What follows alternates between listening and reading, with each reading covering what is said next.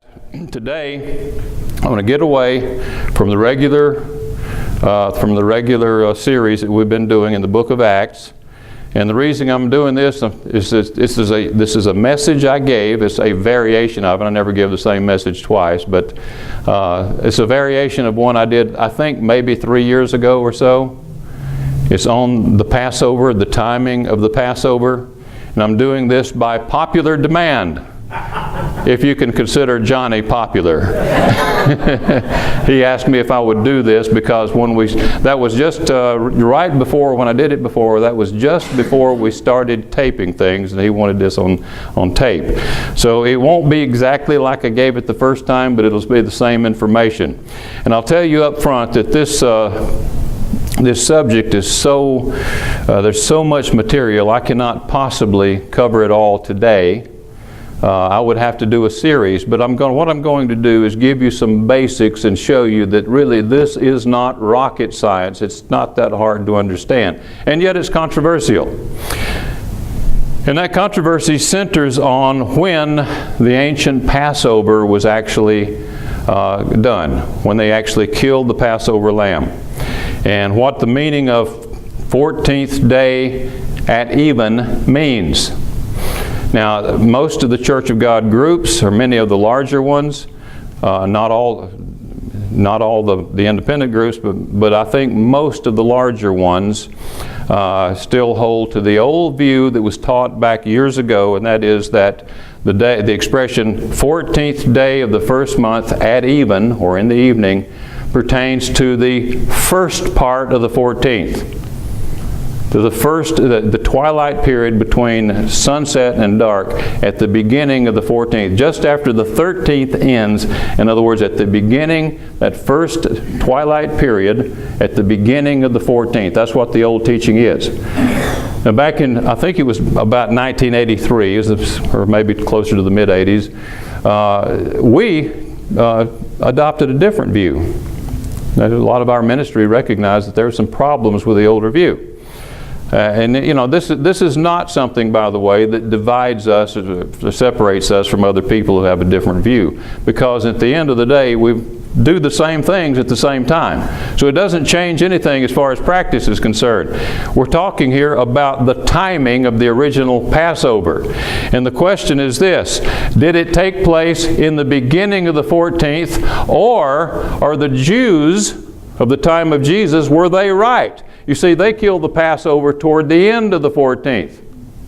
About the time Jesus died is about the same time that we're killing their Passover lambs. So they said this expression, 14th day at even, and we'll look at it in a few moments, really means the end of the 14th, not the beginning. And I remember when I first heard that many years ago, the minister was saying that Christ's death aligned with the timing of the Jewish Passover, which was not the correct timing. I'm thinking, oh, that's interesting. He fulfilled the wrong Passover. But anyway, I thought that was kind of interesting that he died at that time, and it seemed more than coincidental to me that his death aligned with the Passover and the way the Jews were doing it when the temple was still standing. And that's not necessarily proof that the Jews were right because it aligns with Christ's death. I understand that. But it is an interesting point to consider as you look at this subject. So, which way is right?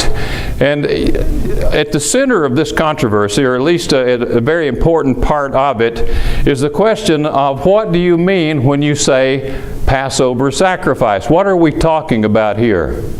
Now, the early 14th proponents, many of them, will argue that God's original intent was that the Passover be done just the same way it was done in Egypt in all the years subsequent to that.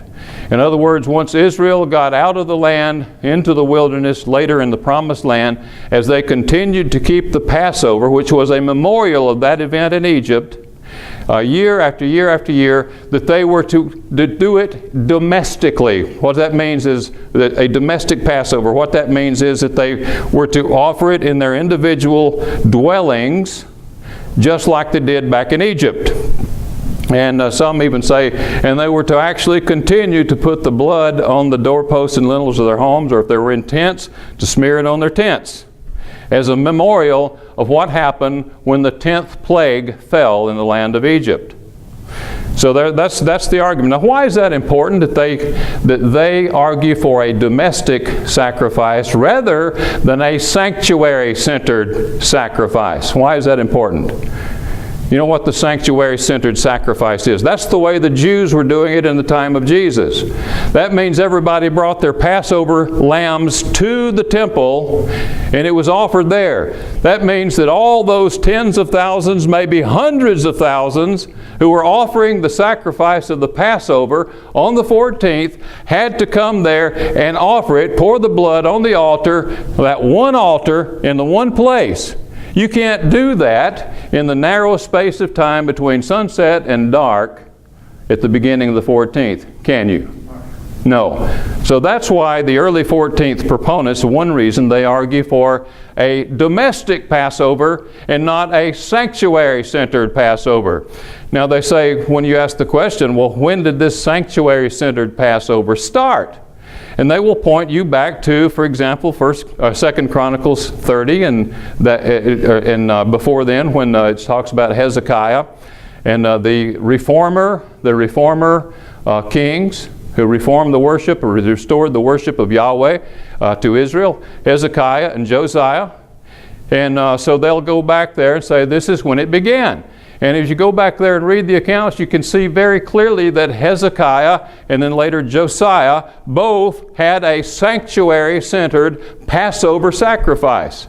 So let's begin there.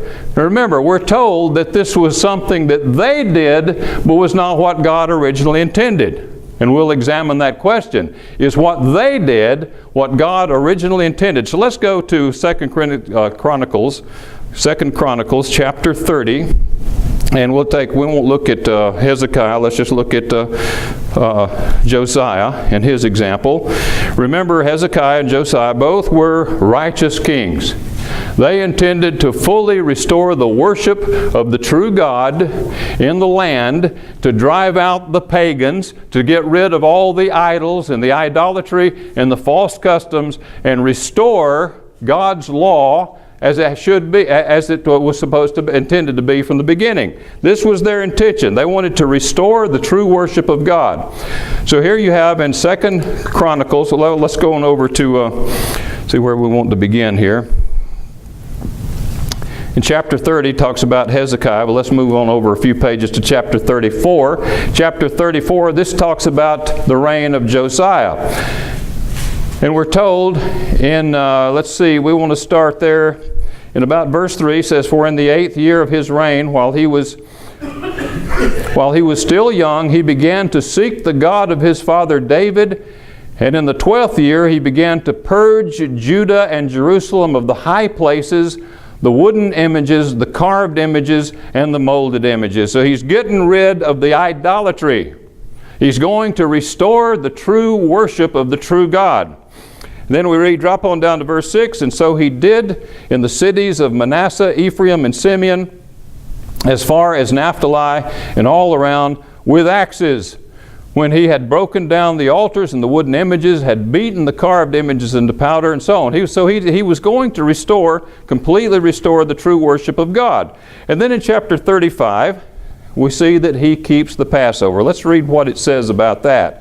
Chapter 35, verse 1, "Now Josiah kept a Passover to the Lord in Jerusalem, and they slaughtered the Passover lambs." Now when did they do it? Told right here. On the 14th day of the first month. I want you to know that some people who have criticized our view, and my view, say that they say that I teach, because I wrote one of the booklets on the subject, and they say, well, you're teaching that the Passover is on the 15th. And I say, you need to read that again. Listen to what it says. It says they slaughtered the Passover lambs when? On the 14th day of the first month. The 14th is not the 15th, is it? No, I never have taught, it's not in any of our publications, never have said that the Passover is on the 15th. It's on the 14th. Now there is something done on the 15th connected with the Passover. I'll talk about that later when the competition passes. But he goes on to say, now notice how he does this. Verse 2, and he set the priests in their duties and encouraged them for the service of the house of the Lord. Then he said to the Levites who taught all Israel, who were holy to the Lord, put the holy ark in the house with Solomon, the son of David, king of Israel, built. It shall no longer be a burden on your shoulders. Now serve the Lord your God and his people Israel. So he's restoring true worship of the true God. And he says, prepare yourselves according to your father's houses, according to your divisions, following the written instruction of David. Get that? Following the written instruction of David, king of Israel, and the written instruction of Solomon, his son. This concerns the ordering of the priesthood.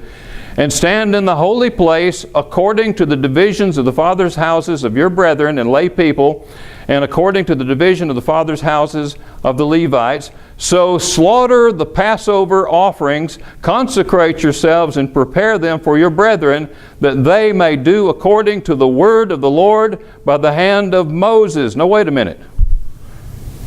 Is Josiah introducing something new? Something different from what Moses authorized? Some of the early 14th proponents would say, yeah, this was different. Is it? If I read this right, it seems to be in line with what Moses authorized. Let's see what else goes on here. Then Josiah gave the lay people lambs. I want you to note, if somebody has a calculator, since nobody figures by hand anymore, by writing down the numbers. Somebody has a calculator, do the numbers here for us while I read through this. Then Josiah gave the lay people lambs and young goats from the flock, all for Passover offerings for all who were present, to the number of 30,000. That's a bunch of them. Bunch of them. As well as 3,000 cattle. There's other offerings offered at that time as well, other than the Passover. These were from the king's possessions. But that's not all. Read on. And his leaders gave willingly to the people, to the priests and to the Levites. And it names the leaders there. It says rulers of the house of God. Gave to the priests for the Passover offerings 2,600 from the flock and 300 cattle. So that adds a little more there, doesn't it? And that's not a small number from my way of looking at it. Add that to the 30,000, and it keeps getting bigger. Now that's not all. Verse 9, also Conaniah, the brothers of Shimei and Nathaniel, and these other people here, I won't read their names, they're chief of the Levites, gave to the Levites for Passover offerings 5,000 from the flock and 500 cattle. Boy, the number keeps growing. You're using a calculator. You don't even have to have a calculator. Just do the math in your head, and you can see this is not a small number of animals. So the service was prepared, and the priests stood in their places, and the Levites in their divisions according to the king's command. And they slaughtered the Passover offerings, and the priests sprinkled the blood with their hands while the Levites skinned the animals. Now, it's not, it doesn't necessarily have to be done this way. It is possible that there were times when the people offered their own sacrifices, but they still, it's important. You don't just offer the sacrifice or kill a lamb and then pour its blood out at your individual dwelling. It's got to be brought to that altar where it is offered. Or otherwise, it's not a sanctuary-centered offering. And that's what they were doing here, sanctuary-centered offering.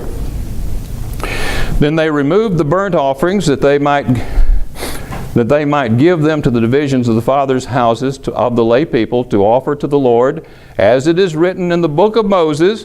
Oh, you mean it's something, this is in accordance with what Moses said? And so they did with the cattle, and they roasted the Passover offerings with fire according to the ordinance, but the other offerings they boiled in pots and cauldrons and in pans and divided them quickly among all the lay people. Boy, they had to be working fast to get all this done. You have to realize, even though you had a good number of people working at it, that's a lot of animals. That's an awful lot to be doing. And I don't think they did this in that narrow window of time between sunset and dark at the beginning of the 14th. They didn't. And even many of the early 14th proponents will tell you, no, that's right, they did this differently. Yeah, they did. It tells us back in verse 1 again, when did they kill it? When did they slaughter the Passover lambs? On the 14th day. And I don't think that means that first little narrow portion of the 14th. This has to be over in the day. And I'm going to show you it was in the day, in the 14th when they did it, the daylight hours. Because it goes on to say, verse 14, then afterward they prepared portions for themselves and for the priests, because the priests, the sons of Aaron, were busy in offering burnt offerings and fat until night. What would you call that? The night. After you've got the 14th, obviously not that narrow in the window of time at the beginning of the 14th, but in the 14th, they're offering these Passover lambs and these other offerings, and it says that they were busy until night. That would begin the 15th, wouldn't it? They're into the 15th now.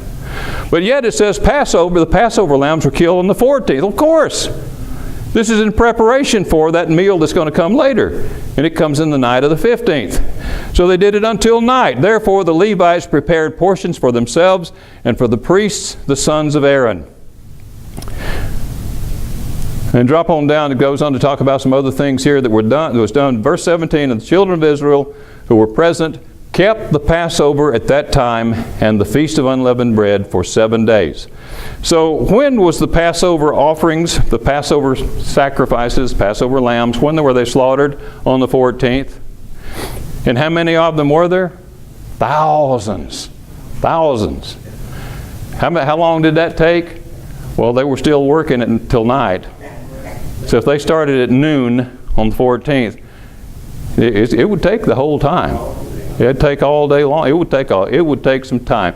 And of course they were well ordered and working fast. So you can see how it's possible. It's possible. But it is not possible to accomplish all that between sunset and dark at maximum a 90-minute period. That's maximum, depending on where you are in the world. 90 minutes at the beginning of the 14th. So do you understand why some insist that it must have been a domestic Passover that was originally intended? Because, you know, if everybody in their own place, their own dwelling, if they step outside with their lamb and gather the kids around and say, now this is what we're doing and why we're doing it, and they slit the animal's throat, you could skin it pretty quickly, throw it in the oven, and you know, with entrails and all, so it doesn't take that much. You'll have to even gut it. So you cook him, and it takes about 5 hours to do that, though, 4 or 5 hours to cook the lamb, and you can have it ready. Now this is if you're doing it individually. You could have it ready if you sacrificed it, if you killed it at sunset. You could have it ready and the whole meal prepared and the family sitting there at approximately 11 p.m. Oh, that's just right for the death angel. You know, to be, you know, then we'll remember what happened at midnight, that great cry that was heard in Egypt. You know, the way the scenario has been presented is that that's what happened. You had these domestic sacrifices going on, everybody remembering the 10th plague when they offered the sacrifice of the Passover, when they had the Passover meal, all in the same night. And then, you know, it was a somber time. Remembered those cries in Egypt, or remember what their ancestors, their forefathers went through as this night of terror took place when the Lord passed through the land. And he brought with him, of course, the destroyer. And every time the destroyer came to a household and was about to enter and destroy the firstborn in that household, if that household was marked with the blood of the Lamb, the Lord would say, no, not this one. And death would pass over. And then the next night, though, the idea here, the scenario that's been presented is that the next day, the daylight portion after the Passover, first of all, they had to get rid of the remains. Secondly, they had to go collect the bones of Joseph, because they didn't have enough sense, you see, to do that beforehand. Had to go collect the bones of Joseph. And then they left Goshen to go to Ramses, because it says, we'll look at the scripture if we get to it today, that says that they actually left from Ramses. So they had to leave Goshen and go to a supply city some 5 or 10 miles away called Ramses. That's where they organized themselves into military-style formations and then went out with a high hand. That's the scenario. And I'm going to tell you something. That's about the biggest bunch of baloney I've ever heard. Don't let anybody feed it to you. If they do, don't bite it, and certainly don't swallow it. They did not go to any supply city. If we get to it, I'll explain what that's all about. See, that's an attempt to show they had to have a lot more time to prepare than they actually did. No, they were forced out. Pharaoh sent word to them, get out of my land. The people said, please leave or we're all dead. They were urgent upon the people, and they left right away. They didn't organize themselves. They didn't go out and spoil the Egyptians and then head off to a supply city called Ramses, and then leave at night. You know, that's what people always do. They leave at night. But no, they didn't. That didn't happen. None of that happened. Not that way. The Scriptures do not support that, I can tell you. You look carefully at all the Scriptures there, and it doesn't support that. You know, I've thought about this before. Here's what that scenario tells us. Obviously, the people knew what was going to happen. Let's assume that the Passover happened in the night of the 14th. The Passover lamb was killed early, then the death passed over in that night. Well, you know, the people, of course, being informed as to what was going on, knowing that they would be offering their Passover sacrifices at sunset, and that on the 13th, do you think there'd be some anxiety on the 13th? Do you think there'd be any napping on the 13th, knowing what's going to happen that night? No! And then the 14th begins, the sacrifice takes place, all the cooking has to take place, and then by midnight death is passing through the land, and it's a night of terror, and the people, you think there's any anxiety there? You bet there is. And then the next day, what happens? Well, they're busy all day. They got to get up to the supply city, they got to get all the flocks and herds, go gather the bones of Joseph, since then nobody remembered to do that earlier. You know, get up to the supply city, and once they get there and get themselves organized, and hey, if they're going to get all that done, you know, young and old, think about that. All the little babies, the little children, and the elderly, and the cattle, and the sheep, and everything they have got to go 5 to 10 miles away from Goshen to get to this supply city, and then they get there, hey, they're going to be exhausted because they haven't had any sleep in quite a while now. And yet they're going to leave that night with a high hand. You think they could take a break before leaving? But no, you know, that's not even a believable scenario when you start examining it, start looking carefully at it.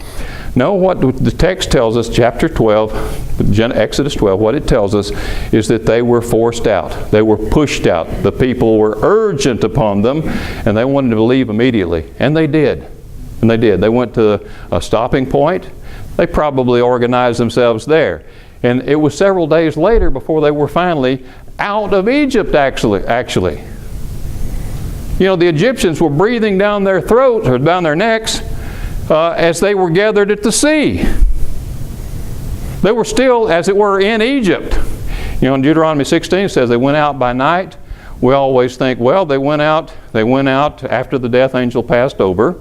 They started out, and some people say, oh no, they couldn't do that because God said, do not step outside your door, don't step outside your home until the sun is up. Well, of course, what he means is as long as the death angel's out there. But what if God gives approval then to go ahead and leave? So that's a possibility. But you know, it's not the only possibility. Because you look at and we won't take the time to go there and examine all this, but you look at their journey from Ramses, and they left from Ramses. They didn't go to Ramses. They were already in Ramses. Goshen and Ramses are the same place. Okay? So they left there, and they made several stops. Finally, they were at the sea. The Egyptians were coming to destroy them, so they were still in Egypt, even if they were outside of Egypt proper. Nevertheless, they were still in territory controlled by the Egyptians. And then God caused the sea to part. We've all seen the movie. You know how it happens.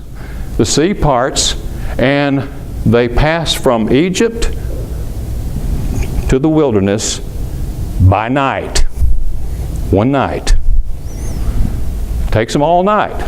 They travel through the sea by night. So, you know, when Deuteronomy 16 says that they left by night. It may be talking about that, not the time when they actually left their homes. It could be. There's so many things that need to be considered here before we start jumping on the bandwagon to find every way we can to preserve something that just doesn't work, meaning the early 14th Passover. So, that's what happened in the time of Now again, the question, let's get back to the question. Did Josiah do it properly? Did he and Hezekiah and some of the other reformers, did they introduce the sanctuary-centered Passover at this point? Or is it something that already had God's approval and God's authorization? The text here seems to indicate this is the way Moses indicated. Well, let's go back to Numbers chapter 9 and we will see the answer to that. In Numbers chapter 9, remember that the original event, we call it Passover. Remember, Moses is writing all about this after the fact. I'm not sure that at the time whether or not they even called it Passover, because Moses is writing all about it after the fact, and now he's putting terms back into it so that it'll be clear to the reader. That's neither here nor there really, but the fact is you had an original event in Egypt, and now you have the statutory Passover, which will be a memorial of that which happened in Egypt. Okay? That's what you're reading about. Now, long before the time of the Reformation kings, long before the Second Temple period, long before the time of Jesus, here's what you have. In fact, in the days of Moses, this happened in Numbers 9, and it's very informative. Numbers 9, verse 1, Now the Lord spoke to Moses in the wilderness of Sinai in the first month of the second year after they had come out of the land of Egypt, saying, Let the children of Israel keep the Passover at its appointed time. Now it's always important when you're reading a text to pay attention to the text. Always. Never fails. It says, let them, I want you to notice the wording, keep the Passover. Now what does it mean to keep the Passover? And some people hear that expression, they think, well, that means sit down at a meal and eat the Passover. Is that what it means? Keep the Passover. How do you keep the Passover? Let's let the text tell us. On the 14th day, when? Not the 15th. On the 14th day of this month, this translation says at twilight, but it's that word, it's that expression. It literally means, it's pronounced ben ha-arbiyim in Hebrew, literally means between the evenings. It's related to the word Erev. That expression, the word arbiyim is the plural of Erev. Erev means simply evening. We'll look at some examples if we get to it. I don't know how much time I've been going or how much time. Anyway. All right. Don't want to push it too far, but nevertheless, Erev, that's the term that's normally translated evening. For example, in the 14th day at even, ba Erev, it says that's when the Feast of Unleavened Bread begins. What you think? What? 14th day at even? Well, that means end of the 14th. End of the 14th. Until the 21st day at even. That means end of the 21st, not beginning. And furthermore, we're told in Leviticus 23 that the Day of Atonement is on the 10th. It's on the 10th. But it says that you're to begin your fast, or afflict your soul, on the 9th day at even. I hope that doesn't mean the beginning of the 9th. It doesn't. It's the end of the 9th. And then from even to even. From the 9th day at even, ba Ereb, until the 10th day. You see what? It usually refers to the end of the day. That expression, though, Erev, can refer to the first part of the day. It could refer to the afternoon or to the period just after sunset. It's associated with sunset, but does not technically mean sunset, as some people claim. Some people think, well, that term, it means, when the sun goes down, going, just a little sliver, once that disappears, gone. It's Erev. No, it's Erev while it's still up there. It's still Erev after it's gone. It's the evening. It's kind of like growing up in Alabama. And I know you Louisianans talk the same way that we do. You know, the evening, you know what the evening was? The evening was basically any time in the afternoon. It was kind of a broad term. It wasn't just restricted to sunset. Wasn't restricted to the period after sunset. If I had a cousin say, "Hey, you want to shoot some hoops this afternoon or this evening?" It's this evening, not evening. "You want to shoot some hoops this evening?" So, "Yeah, what time are you going to be over?" "Oh, about 3 o'clock. "Yeah, come on over. We'll see you this evening." So it seems that the word was similar to that. It was used at the latter part of the day, toward sunset, around sunset. But the expression ben ha-arbiyim, the best I could tell, every time it always means the latter period of a day. For example, you have two sacrifices, two daily sacrifices, the morning and the ben ha-arbiyim sacrifice. Same term, ben ha-arbiyim, between the evening sacrifice. Now, some people have tried to say, well, that between the evenings, that means between sunset and sunset is the whole 24-hour period. That makes no sense whatsoever. Because you have the two sacrifices, the morning and Ben Ha-Arbiyim sacrifice. You have the morning sacrifice is the first one of the day, and the Ben Ha-Arbiyim is the second one of the day. Meaning what? If the first one, in the daylight portion, if the first one is the morning sacrifice, occurs in the morning, and the Ben Ha-Arbiyim is the second one of the day, then it occurs later in the day, same day. Not after sunset, not later, not the beginning of the next day. You see what I'm saying? So it doesn't mean the whole 24-hour period. Why even say it if that's what you mean? Just say any time on the 14th. So anyway, back to Numbers 9.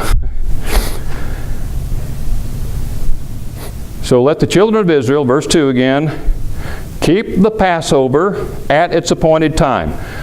On the 14th day of this month, Ben Ha-Arbiyim, between the evenings, according to all its rites and ceremonies, you shall, notice the word again, keep it. So we're talking about keeping the Passover. And we're told that you're to keep it on the 14th. But more than that, there's something else here. Did you catch it? Not just on the 14th. At a particular time on the 14th, between the evenings. And it's my understanding, I think you would probably agree, we see the evidence, that that's talking about the latter part of the 14th. Between the evenings. So the Passover, a lot of people think Passover is a day. 14th begins, so, well, it's Passover. Oh, well, happy Passover. You having a good Passover? Yeah. Well, what are you doing? I'm keeping the Passover. How do you do that? Well, I'm keeping the Passover. What does it mean, keep the Passover? Well, I'm existing today. I guess that's what it comes down to. I'm acknowledging this is a Passover.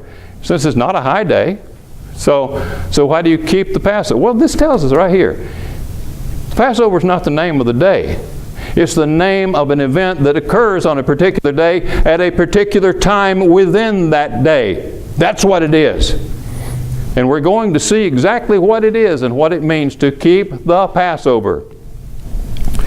It says, according to all its rites and so on, verse 4, so Moses told the children of Israel that they should keep the Passover, and they kept the Passover on the 14th day, not the 15th, on the 14th day of the first month, Ben Ha-Arbiyim, between the evenings, in the wilderness of Sinai, according to all that God the Lord commanded Moses, so the children of Israel did. Now this is very important here because in the text that follows, the terms that are used tell us what this involved, what the sacrifice of the Passover involved. What kind of sacrifice, whether it was a domestic or something else. Keep in mind here that if you go back and read the preceding chapters, context is always important. You read about the consecration of the priesthood. You read about the construction of the tabernacle. So the tabernacle, which is the portable temple, is in place. The priesthood, the Levites, they're all in place. And now then you're reading about, it says, in the wilderness, the second year after they'd come out from the land of Egypt, they're keeping the Passover in the wilderness. Not in the promised land, in the wilderness. It says, verse 6, now there were certain men who were defiled by a human corpse, so that they could not keep the Passover on that day. Well, if keeping the Passover just means acknowledging the day as the Passover, then they're keeping it, weren't they? No, this is something they had to do. They were not able to keep the Passover on that day. And they came before Moses and Aaron that day. And these men said to him, "We became defiled by a human corpse. Why are we kept from," get this, "presenting the offering of the Lord at its appointed time?" Presenting? What do you mean? I thought you just took it outside, you tent and slit its throat, let it bleed in the ground, and blood run into the ground. Then you skinned it and started the cooking. Isn't that all there is to it?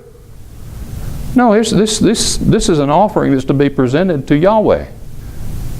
Where do you do that? Not at your tent. At the altar. Why are we kept from presenting the offering of the Lord at its appointed time according to the children of Israel, or among the children of Israel? And Moses said to them, "Stand still, and I may hear the word of the Lord, see what the Lord will command me concerning you."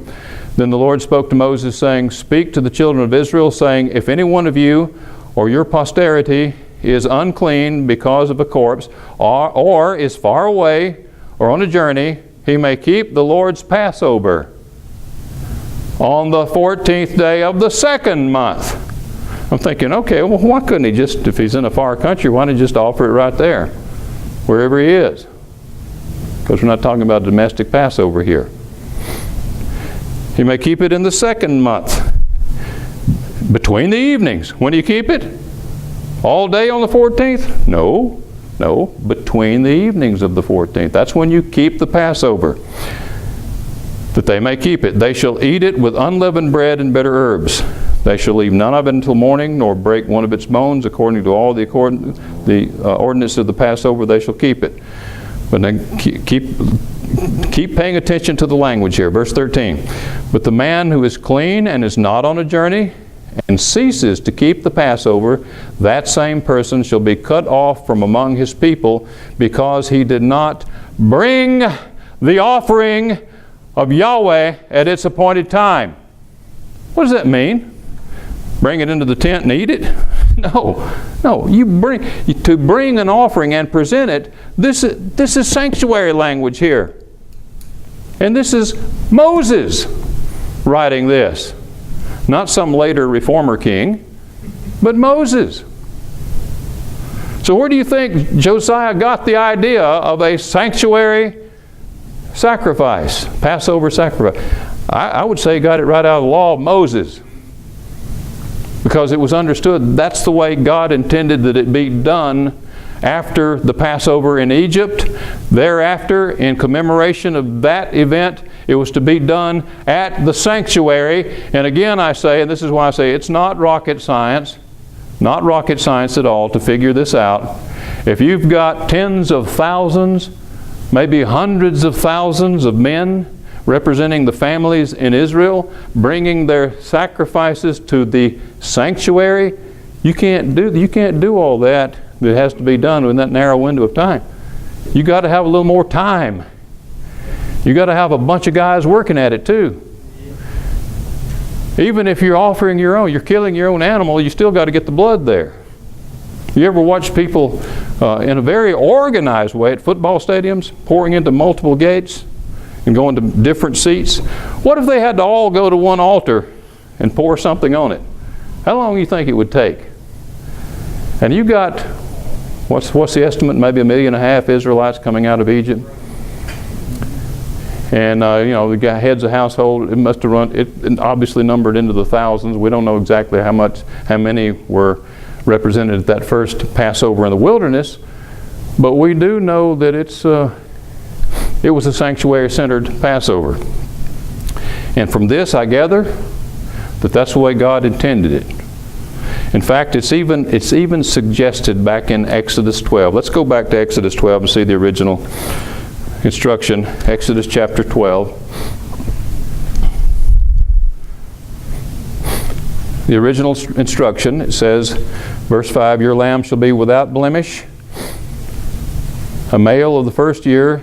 You may take it from the sheep or from the goats. Now you shall keep it until the 14th day of the same month.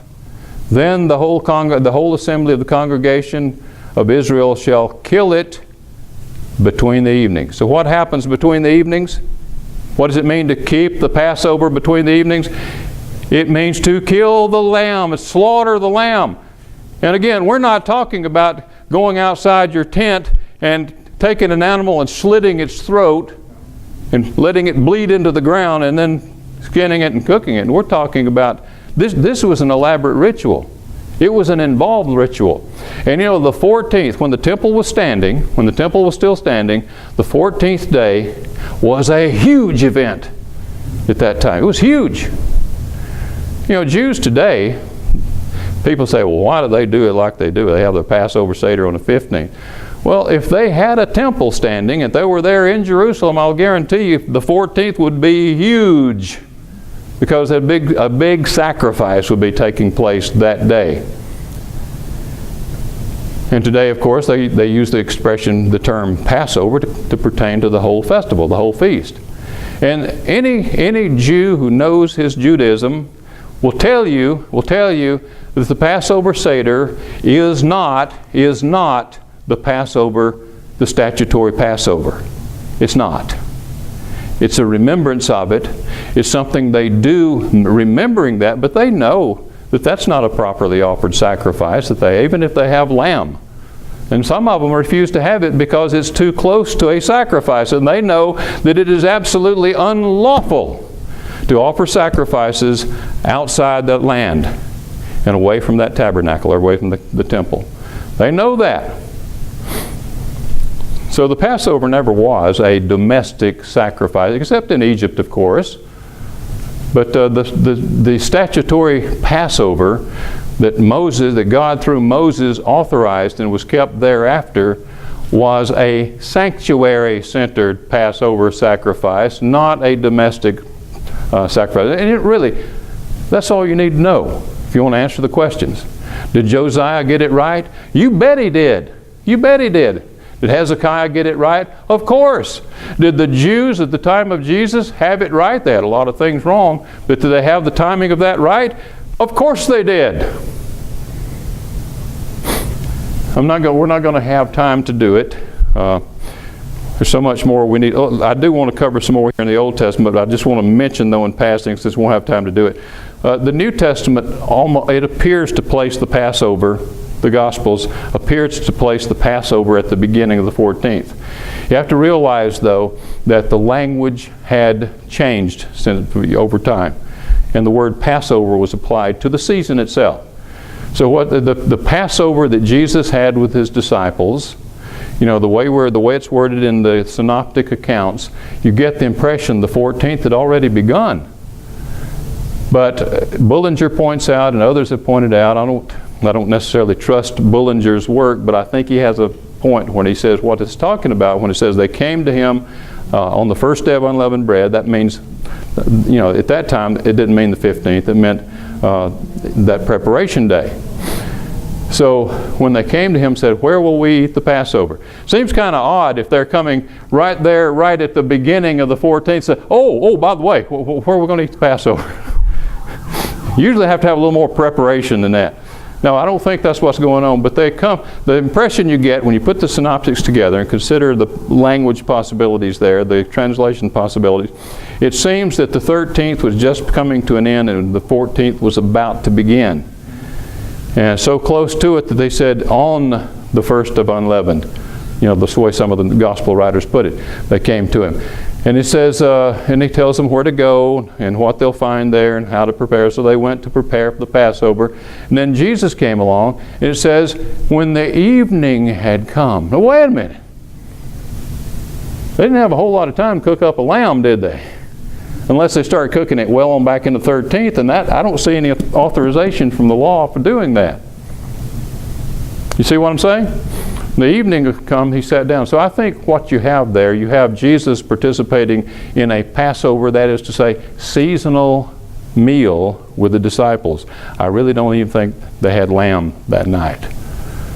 We're talking about eating this Passover. Some translations actually insert the word meal because they recognize it was a seasonal Passover season meal, not the lamb. Okay? They'd have been doing that the next night.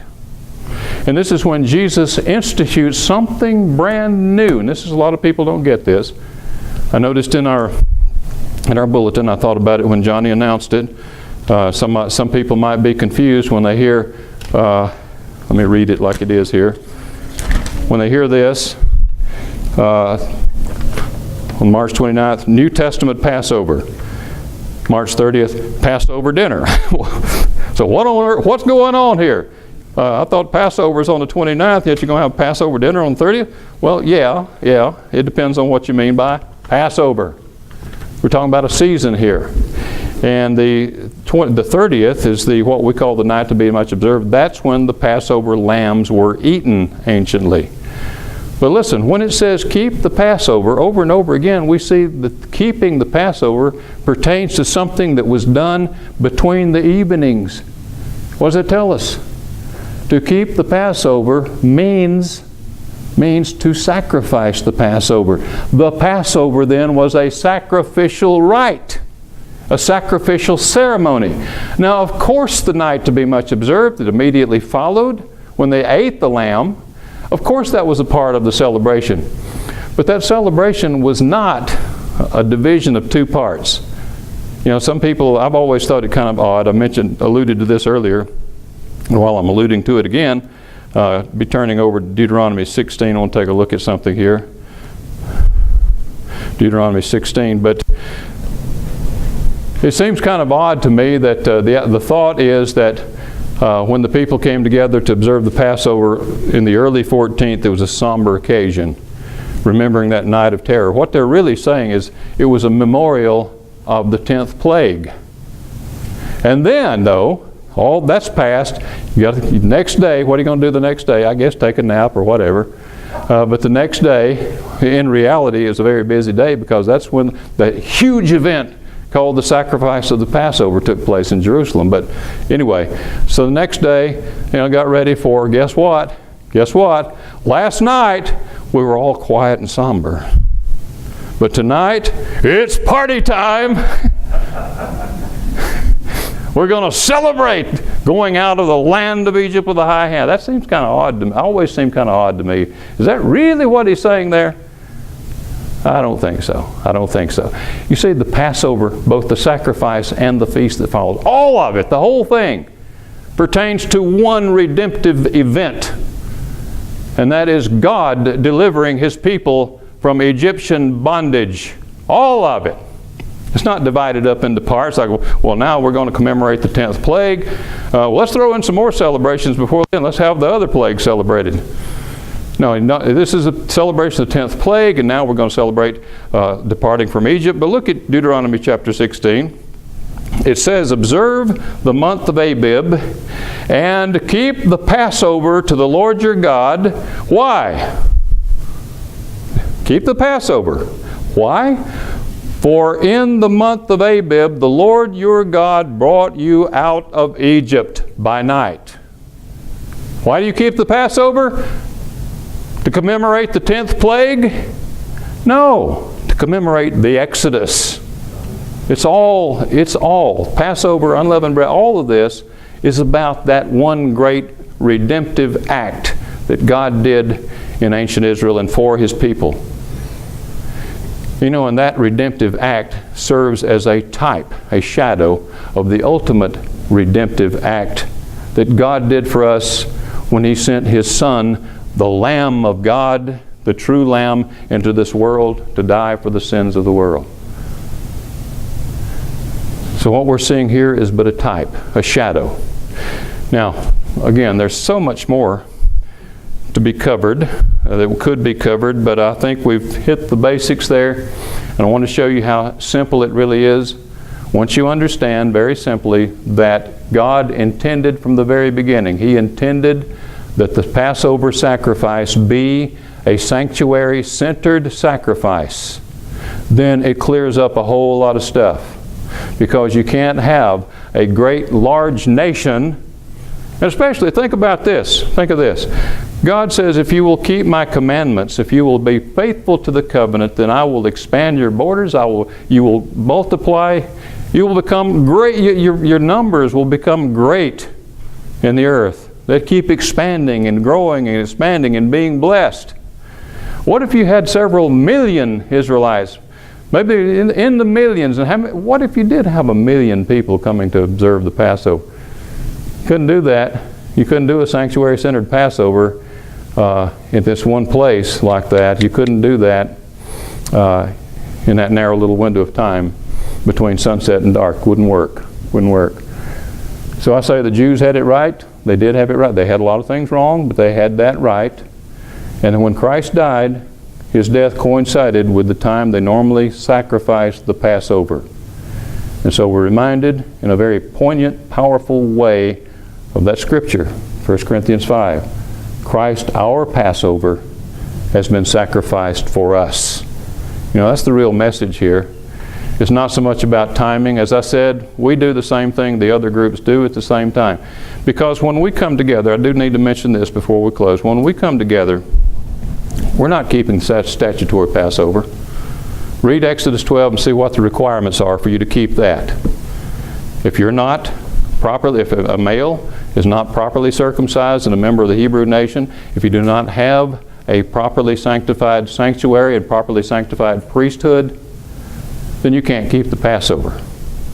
Nobody can keep the Passover. This is about the statutory Passover. What Jesus instituted in the night of his betrayal was not just a kind of a modified Passover. It really wasn't.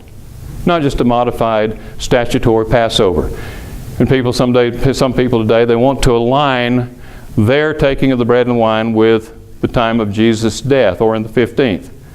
They want to align it with the time the statutory Passover was eaten. That's all wrong, because they're assuming that they're still keeping the statutory Passover, only it's kind of a modified form. That's not correct. Jesus instituted something brand new. It's not a foreshadowing. The original Passover was a shadow.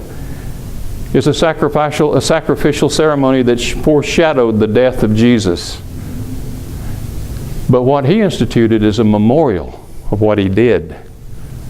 It's not just a modification of the statutory Passover.